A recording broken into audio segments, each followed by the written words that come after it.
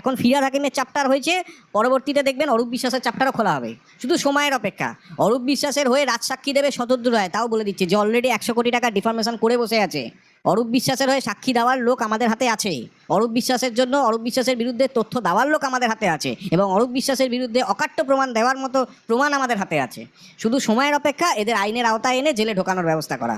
সবে তো Kolkata municipality corporation ধরা হয়েছে, এখনও গোটা পশ্চিমবঙ্গ বাকি, এখনও পৌরসভাগুলো বাকি। পৌরসভাগুলো এই যে কাউন্সিলরগুলো আপনারা দেখবেন হিড়িক উঠে গেছে যে ইস্তফা দেওয়ার। কেন ইস্তফা দেওয়ার হিড়িক উঠেছে? কারণ তারা জানে বেআইনি কাজের সাথে তারা জড়িত, তাই জন্য তারা হাঁপ ছেড়ে বাঁচার জন্য তারা ইস্তফা দিচ্ছে। গণ ইস্তফা কেন দিচ্ছে? তাদের মনে ভয়টা ঢুকে গেছে। এই ভয়টা আমাদের দরকার ছিল, এই ভয়টা ধরানো গেছে, সেটাতে আমরা সফল।